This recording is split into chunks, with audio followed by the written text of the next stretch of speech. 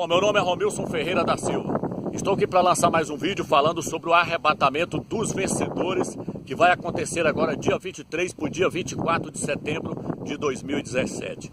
Já não há mais tempo para pregarmos outra mensagem. Esta é a mensagem da última hora.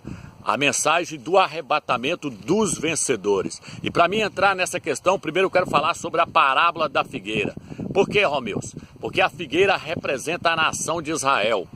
E nós sabemos que a nação de Israel é o relógio que marca a volta de Yahshua, o Mashiach. Israel é o relógio que marca a volta do Mashiach. E nós sabemos que os vencedores vão ser arrebatados antes do Mashiach voltar, porque muitos estão confundindo isso. O arrebatamento dos vencedores é a ida para a glória. Nós vamos ficar 7 anos na glória para depois nós voltarmos com o Mashiach, para ele reinar em Jerusalém, em Yahushalã. E Israel é o relógio que marca a volta dele. Por quê, Romilson? Porque no livro de Ezequiel, a Bíblia diz que o Eterno colocou Israel no centro do mundo. Se você colocar o dedo no centro de um globo, você vai ver que Israel está no centro do mundo. E no centro de Israel está Jerusalém, está Yahushalã. E no centro de Jerusalém está o templo. Por quê? Porque Israel é o relógio que marca a volta do Mashiach. Por isso o Salvador disse: olhai para a figueira e as demais árvores.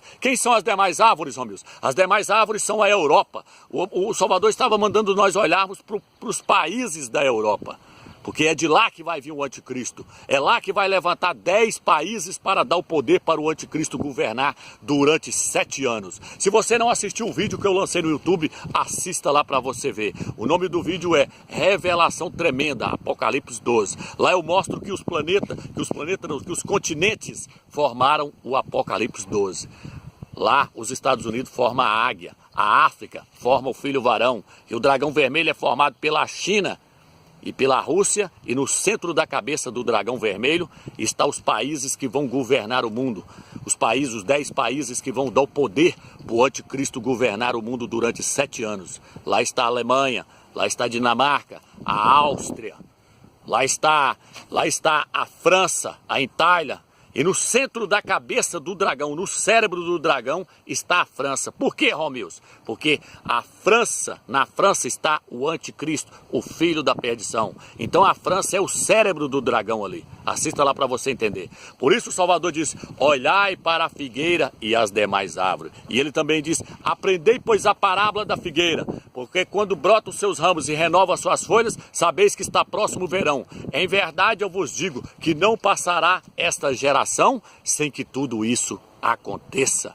O Salvador estava nos mostrando o quê? Ele estava dizendo: quem vê Israel virar um país, esta é a última geração na face da terra. Israel virou um país quando, Romilson? No ano de 1947, quando um brasileiro chamado Oswaldo Aranha concedeu para Israel o país em uma só canetada. Ele presidia a ONU, ele concedeu para Israel o seu país. Israel virou um país de um dia para o outro. Israel havia sido esparramado para todos os continentes da terra, mas o Eterno disse que nos últimos dias ia levar eles para a sua própria terra e fazer deles uma só nação na sua própria terra. Isso aconteceu quando, Romilson? No ano de 1947. Houve-se o brotar da figueira. E quando você soma 1947 mais 70 anos, que são os anos de uma geração, a Bíblia diz que uma geração é de 70 a 80 anos. E o Salvador disse: não vai passar essa geração sem que tudo isso aconteça. O Salvador estava falando para quem, Romilson? O Salvador estava falando para Israel.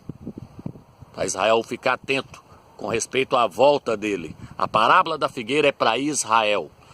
É tanto que eu quero trazer para você aqui, é o seguinte: o número 70, eu já falei sobre isso em outros vídeos, o número 70 está relacionado a Israel. Você pode ver lá que Abraão foi chamado para sair de Ur dos Caldeus quando o pai dele tinha 70 anos. Você pode ver lá que quando José entrou no Egito, ele entrou com mais 70 pessoas. Você pode ver que quando José morreu, as pessoas fizeram ali o seu velório durante 70 dias. Você pode ver também lá na frente que quando Israel foi para o cativeiro em Babilônia, a Bíblia diz que eles foram para o cativeiro para ficar presos ali em Babilônia durante 70 anos. E nesse cativeiro, o profeta Daniel ganhou a visão das 70 semanas que foram decretadas para o seu povo. Tudo está relacionado com 70. 70 semanas, cada semana são 7 anos. E 69 dessas semanas já se cumpriram.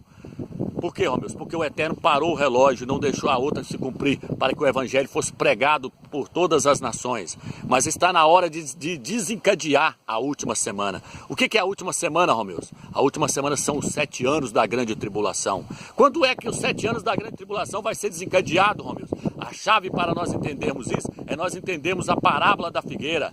Porque quando a parábola da figueira, quando Israel completar 70 anos, no dia 29 de novembro agora, aí vai começar-se a grande tribulação. Israel primeiro tem que completar 70 anos para se iniciar a grande tribulação. Por isso que o arrebatamento é agora, por isso que o sinal está no céu. Porque o Salvador vai tirar os vencedores antes de Israel completar os seus 70 anos, meu irmão. Quando Israel completar 70 anos, dia 29 de novembro, e aí vai surgir-se então o anticristo, filho da perdição, e vai fazer uma aliança de 7 anos com Israel. E a Bíblia diz que no meio dos 7 anos ele vai quebrar o pacto. Ele vai quebrar o pacto da aliança e vai perseguir os judeus. Ele vai perseguir os ialdinhas. Ele vai colocar a sua imagem lá dentro do templo, vai sentar dentro do templo, afirmando ser Deus na terra. E vão exigir que todos os judeus e todos os povos da terra o adorem como sendo Deus. Então estamos vivendo nos últimos dias, meus irmãos. Nós devemos nos preparar, nós devemos nos santificar. Mas quem vai subir nesse arrebatamento, Romeus? Somente crentes que se tornaram vencedores. Somente crentes que chegaram à estatura do perfeito varão. A verdadeira palavra do Eterno, ela nos transforma em crentes águia. A Bíblia nos fala isso, que nós devemos ser como águias. Por quê, Romeus? Porque a águia, ela é um pássaro que vive nas alturas. E a verdadeira palavra do Eterno nos transforma em crentes águias. Isso está no livro de Isaías. Fala que os verdadeiros crentes são como águias que voam alto. Por que eu estou trazendo isso para você, meu irmão? Porque as denominações pregam um falso evangelho. As denominações pregam um evangelho que não transforma os crentes em águias, mas em crentes galinha, que vive preso nas coisas terrenas e que não consegue voar como a águia. Uma galinha não consegue voar como a águia. Um pássaro comum não consegue voar como a águia. Se um pássaro comum tentar voar na altura da águia, ele vai se arrebentar todo, porque ele não foi feito. Ele não tem capacidade, seu corpo não tem estrutura para voar em altitude. Quem voa em altitude, meu amigo, é águia. As águias voam em altitude. Um pássaro comum não tem condição de subir junto com a águia. Crente galinha não tem condição de subir junto com o crente águia, porque o crente águia é um crente espiritual. O crente galinha é um crente carnal. Por isso que eles não estão vendo que o arrebatamento chegou. Por isso que esses pastores não conseguiram ver que o arrebatamento é agora. Por quê? Porque estão bebendo leite. Por quê? Porque não se tornaram uma águia. A águia, ela tem uma visão que vê longe. A visão da águia é paronâmica, ela vê longe. Sua visão é ampla. O crente espiritual, ele vê as coisas antes de acontecerem. O crente espiritual, ele consegue discernir as coisas espirituais. Mas as denominações, elas não transformam crentes em crentes águias. Elas transformam as pessoas em crentes galinhas, que estão presos dentro de gaiolas. O sistema é uma gaiola que prendeu o crente lá dentro e não deixa ele voar como a águia. O que o apóstolo Paulo diz? O apóstolo Paulo diz que nós fomos libertos pela palavra, que o evangelho nos libertou para nós vivermos em liberdade. E o sistema está aprisionando as pessoas e não deixam elas viverem em liberdade, não deixam elas voarem como a águia, não deixem elas exercitarem o seu voo, não deixam elas exercitarem o seu sentido espiritual. O sistema não deixa. Ficam ali como galinhas, só ciscando, só conseguem enxergar entre o meio as pernas, só conseguem ver as coisas terrenas, não conseguem ver as coisas do alto, não conseguem ver as coisas celestiais. Por isso nós temos que ser crentes águias, crentes que voam nas alturas. A águia, meu amigo, ela não tem medo de nada. A galinha tem. A galinha é medrosa. Os crentes galinhas morrem de medo do arrebatamento, morrem de medo da volta do Salvador.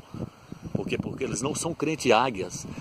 O crente águia, ele não tem medo da volta do Salvador, porque ele já vive nas alturas, ele já tem visão celestial, ele já anda nas alturas. A galinha morre de medo de uma serpente, mas a águia não tem medo da serpente. A águia vem, pega a serpente e esmaga a cabeça dela. Por quê? Porque a águia foi feita para esmagar a serpente debaixo dos seus pés. E é isso que o filho varão vai fazer. Está no livro de Gênesis. Você acha que é só Yahshua que vai pisar na cabeça da serpente? Não. Ele vai conceder, ele concedeu Isso, ele já concedeu isso para os crentes águias. O crente águia não tem medo de serpente.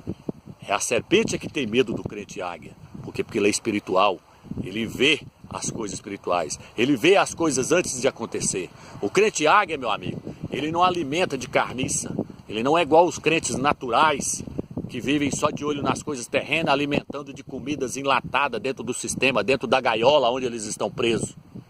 Nós temos que sair fora do sistema, meu irmão. Nós temos que sair fora das denominações para alimentarmos de coisas frescas. A águia só come coisas frescas, ela não come carniça, ela não é um abutre. É tanto que eu não concordo com Mateus. O livro de Mateus diz que, quando o Salvador estava pregando sobre o arrebatamento, lá no livro de Mateus diz que aonde estiver o cadáver estará os abutres. Essa não é a tradução original. A tradução original é essa que está aqui no livro de Lucas. Olha o que diz. Olha o que o texto diz. Vou ler para você. Naquele dia, quem estiver no terraço, mas cujas coisas estiverem na casa, não desçam para apanhá-las. Está falando que nós não devemos estar presos nas coisas terrenas. Não volte atrás, meu irmão, para buscar. Não volte atrás. E do mesmo modo, quem estiver no campo, não deve voltar para as coisas deixadas atrás. Para as coisas deixadas atrás. Quem pensar nas coisas que estão na terra vai fazer como a mulher de Ló, vai ficar para trás. O crente águia não é assim, ele não está preso nas coisas terrenas. Lembrem-se da mulher de Ló. Quem procurar salvar a sua vida, a perderá. Mas quem perder a sua vida, preservá-la-á. E aí o texto diz, eu lhes digo, naquela noite 2 pessoas estarão numa cama. Uma será levada, mas a outra será abandonada. Estou falando do arrebatamento agora. Haverá 2 mulheres moendo no mesmo moinho. Uma será levada, mas a outra será abandonada. Em vista disso, disseram-lhe, onde, mestre? Perguntaram para Iauxa. Os discípulos perguntaram para ele, onde, mestre, será isso? E ele falou, ele lhes disse, onde estiver o corpo, ali se ajuntarão as águias. Onde estiver o corpo, ali se ajuntarão as águias. O que é o corpo aqui, Romeus? É Iauxa. Por quê? Porque os crentes, eles se alimentam de Iauxa. Eles se alimentam do maná celestial. Iauxa é o nosso alimento. Iauxa é a água da vida que o Eterno alimentou aquele povo lá no Egito, lá que quando Moisés bateu na rocha, saiu água da rocha e deu água a beber àquele povo. E a Bíblia diz que aquela rocha era o Machia. Então o Iauxa é o nosso alimento. Por isso ele diz, aonde estiver o corpo, se ajuntarão as águias. Quem vai subir, Romeus? Quem já está capacitado para andar nas alturas. Quem está capacitado para voar nas alturas. Esses vão subir. Porque são crentes espirituais. São crentes que já estão acostumados a viver nas alturas. A sua mente está fixada nas coisas celestiais e não nas coisas que são da terra. A sua mente está fixada no Machia. A Bíblia diz que a nossa mente está em Cristo, está no Machia. Os nossos pensamentos estão cativos nele. Os nossos pensamentos estão pensando lá na glória.